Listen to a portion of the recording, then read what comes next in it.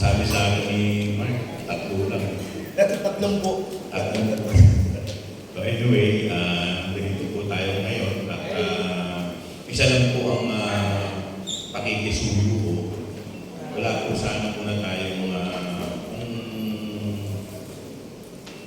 ayoko ng kumbaga bigyan natin ng konting ayos yung ating tanong. Walang paninira. Dito tayo issue-based lang hanggang maaari dahil hindi po natin style yung gano'n. At as much as possible, I will try to answer and accommodate all your questions, no, sa abot ng ating makakailan. So, Mark, siguro pwede magtanong ka. Ako na po doon po sa statement po ninyo na you are asking VP Sara to resign sa DepEd. Can you explain to us po yung pong inyong mga sinabi at bakit niyo po sinabi po ito? Maraming salamat. Una sa lahat, gusto ko munang linawin na hindi po ako part ng meeting. Hindi ko po kilala si Presidente Bongbong Marcos. Hindi ko po kilala si First Lady. At hindi ko rin po kilala o hindi rin ako malapit sa ating speaker. Diba? Para lang malinaw. At hindi ko po binoto si President Bongbong Marcos para po sa inyong kaalaman. Ako po ang nag-iisang aksyon demokratiko sa Kongreso. At hanggang ngayon, nananatili pa rin po ako na aksyon demokratiko. Pero, nung nakaraang alam ko, nagsalita na po yung taong bayan. Ang nakuha po ng ating Presidente, 31 million na boto. The people have spoken. So sa akin kung paniniwala, tapos na ang eleksyon, it's time to move on. Dapat suportahan na po natin yung nanalo. At bilang parte po ng gobyerno, siyempre, angat ko po na magtagumpay po ang ating gobyerno. Dahil kaya naman po kami lahat nandito. Kaya naman po ninyo kami lahat binoto. Para maging matagumpay ang ating gobyerno. At inaasahan din ng taong bayan na may iaangat sila sa kanilang kinalalagyan. Yung po ang papel namin dito sa gobyerno. Ngayon, tinatanong po ninyo kung bakit po ako nagbigay ng komento. Sa akin pong paniniwala, medyo tama na. Medyo sumusobra na yung banat sa Presidente. Tingin ko hindi na po ito banat at hindi na po ito nakakaganda sa ating bansa at sa ating ekonomiya. Pupunta po yung Presidente sa ibang bansa. Pag pumunta po ang Presidente sa ibang bansa, hindi na po siya si Bongbong Marcos.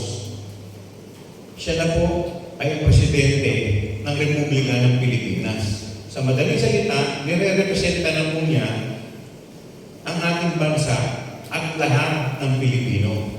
So sa akin pong paniniwala, hindi naman po siguro tama na habang siya ay nagtatrabaho sa ibang bansa, binabanata po natin siya dito.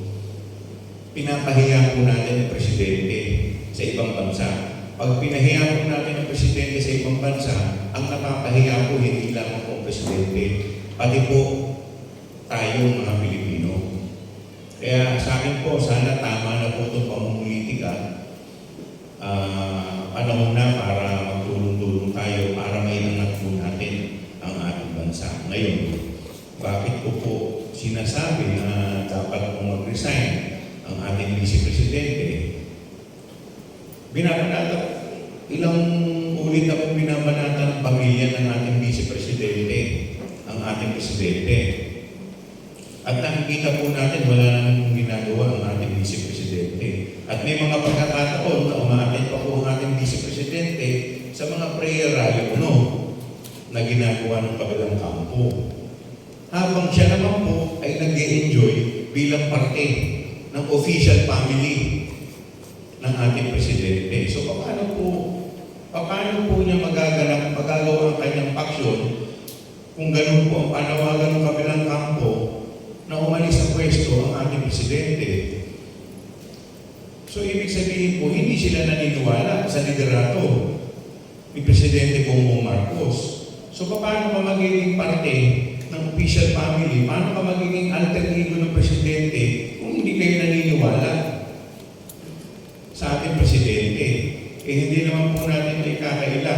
Wala naman po tayong nakikitang effort sa ating vice-presidente para pigilan ang kanyang pamilya sa ginagawa. So yun lang po ang sa akin. Next question po. May nasabi din po kayo na kakulangan si VP Sara sa kanyang pag-manage at pag-handle sa DepEd. Ano po ba yung ibig sabihin niyo po dun po sa mga kakulangan po niya sa kanyang trabaho niya? Well, meron kasi silang ginawang programa eh. Diba? Yung isang programa, yung kung saan Tig Biyernes, walang klase. Diba? Ano nga yung tawag doon? Yung Catch-up Friday. Diba? Maganda naman yung programa, maganda po yung layunin. Sabi nila, Catch-up Friday, ipapasok ng mga estudyante. Tapos, ang gagawin ko ng mga estudyante, magbabasa. Pero basically, pupunta pa rin sa eskwela para magbasa. Diba? Ngayon, ang tanong ko po, ano pong babasahin? Kulang-kulang po tayo ng materyales. Ang nangyayari po sa ground, yung katotohanan, ang nangyayari po sa ground, yung mga estudyante nag-a-absent na lang, o yung iba nag-aalaro lang ng cellphone, o kung ano-anong ginagawa, hindi po na gagawa yung layunin talaga ng programa. So sa akin po paniniwala, medyo minadali nila. Sana po, ang una po nilang ginawa, yung mga reading materials, kung saan interesado yung mga estudyante, yun muna ang ginawa. Kasi alam po ninyo, ginagawa naman yan sa private school eh. Pero yung mga library nun, puno at hitik sa libro ng mga interest ng mga estudyante. So dapat, ganun muna ang ginawa. Yung mga ordinaryong textbook natin kulang. Yung pakala mga libro kung saan magkaka-interest. Kasi ang layunin yan is para ma-improve yung reading comprehension ng estudyante. Dahil sa ngayon, nakakalungkot pong aminin, out of 81 countries pa, kung hindi po ako nagkakamali, nasa 76 po tayo, nasa laylayan po tayo. So sana, pinag-isipan po nila ng maigi itong programa. Hindi yung inilabas para may presenta sa media na meron po silang programa. Yun po yung isa. Pangalawa, until now, nandoon pa rin yung tinatawag natin na yung online. Diba? So sa akin pong paniniwala, nakita natin yung mga produkto ng online, talagang medyo napag-iiwanan. Bakit? Ba't ko po sinabi? Kasi online. So ano bang magiging resulta? Kung minsan, gumagawa ko ng mga assignment doon, mga magulang. Diba? At minsan, hindi pa na minsan, kadalasan yung mga bata, dahil nasa bahay, distracted. Kasi nandun ka sa bahay mo, nakikita mo yung laruan mo, nakikita mo yung kapatid mo, nakikita mo nanay mo. Yung focus of attention nila, wala talaga dun sa paksa ng pag-aaral. So tingin ko, mas maganda, face-to-face pa rin. Ayusin. Ngayon, dahil ang init ng panahon, ayusin natin yung oras. Diba? Ng pagpasok. So sa akin, sa tingin ko, ito po yung mga programa na dapat pinatutupad. Hindi yung mag-iisip lamang tayo ng programa para meron tayong press release na media. So siguro, dahil ito nga ang problema, dahil nga po sa politika, kaya dapat bigyan na rin natin ng free hand kung ang ating Vice President ay magre-resign, mabibigyan na ang Presidente ng free hand para makapamili na ipapalit niya sa ating Vice President nang sa ganun talagang makapag-focus sa pagpapatakbo ng DepEd. We have to remember na yung DepEd, yan po ang #1 priority. In fact, sa ating Constitution, sa ating saligang batas, ito po ang may highest budgetary allocation. So sayang naman po, malaki ang pondo. Pinakamalaking pondo po dapat. Tapos, hindi po natututukan ng maayos. About naman po sa West Philippine Sea, kasi marami din po ang nagagalit kay VP Sara dahil po sa kanyang mga no-comment dito. Pero sinasabi naman po ng iba na hindi naman daw niya trabaho yun kasi Deputy Secretary po siya. Anong masasabi niyo po? Well, totoo po, Deputy Secretary siya, but we have to be reminded, firstly, Vice President siya. Bilang Vice Presidente, ikaw ang second highest official sa ating bansa. Hindi ba dapat alam ng mga bawat Pilipino kung ano ang stand mo dito? And most of the time, pinagkakatiwala po sa kanya ng Presidente ang ating bansa pag ang ating Presidente ay wala po dito sa Pilipinas. So hindi ba dapat mas alam natin kung ano ang stand ng tao na pinagkakatiwala ang ating bansa sa kanyang pangangalaga? Baka mamaya may mangyari po, wag naman po sana, may mangyari po sa Presidente at least alam natin kung ano po ang stand ng ating Vice Presidente o pangalawang Pangulo. Okay, I will open the floor for question.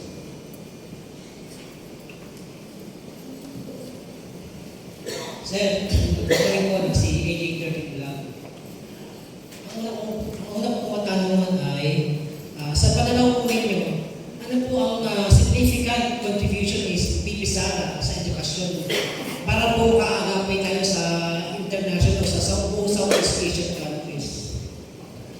Well, alam po ninyo yung DepEd medyo mabigat na mabigat na departamento yan. In fairness naman, kay Vice President, tingin ko naman, gumagawa rin naman siya ng paraan para makahanap ng solusyon. Kaya lang, ang problema po dito, divided yung kanyang atensyon. Siyempre, namumulitika ka, ayaw mong magkamali, gusto mo lahat po na ilalabas mo, ipapular. Hindi po ganun. Dapat po, yung ilalagay po natin dito sa DepEd, dahil ito po ay isa sa pinakamahalagang departamento, dapat yung attention focus. Hindi po nakatingin sa 2028. Dapat ang tingin po natin, hindi 2028. Ang tinitignan po natin sa DepEd dapat yung mga susunod na henerasyon. Diyan ang attention natin. Hindi yung nakatingin tayo, ano ba ang gagawin ko para sikat ako? Ano ba ang gagawin ko para popular ako sa tao? Hindi po yun. Dapat ang tingin-tingnan natin, ano ang gagawin ko para umangat yung edukasyon ng ating mga kababayan. Alam na po natin na marami tayong kakulangan. Kapos tayo sa budget. Given na po yan eh. So ano pong gagawin natin? Kaya nga dapat ang nilalagay dyan, sa akin pong personal opinion na yung mga nasa loob. Yung mga talagang kabisado na ang problema. Yung pong sa akin paniniwala. Sa pangalawang katanungan, sir, paano po ninyong maipapakita at maipadarama ang iyong pagiging patriotic bilang isang congressman regarding po sa West Philippine Sea disputes? Well, lahat naman po kami, alam po ninyo, ang ating bansa, lahat po tayo, dapat, ang loyalty natin sa ating bansa. So sa ating loyalty, kasama na dito yung pagpuprotekta natin sa ating bansa.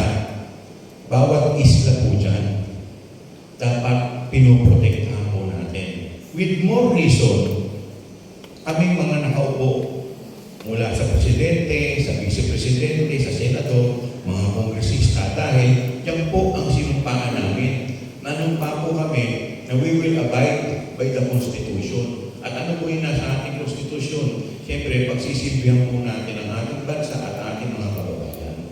So dapat, kami po, ang loyalty natin ay nasa bansa natin. Nakikita po natin, naririnig po natin na yung mga mangingisda ng kababayan natin, binubomba na ng mga tubig.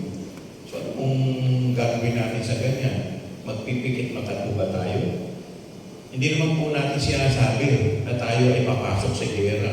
Hindi po natin gagawin yun. Pero may mga paraan para maiwasan po dumanas ng dugo. Pero at least, alam mo, yung mga namumuno kung saan talaga ang kanilang stand. Yun lang naman ang importante sa atin. Dahil para alam natin, pag dumating ang panahon na sila na ang namuno o nasa kanila na yung pinakamataas, di ba, na posisyon sa ating bansa, alam natin kung ano yung stand nila. Baka mamaya binibenta na yung bansa natin, pinaghahati-hatian na, hindi pa rin natin alam. Okay po, maraming salamat and good day po, sir.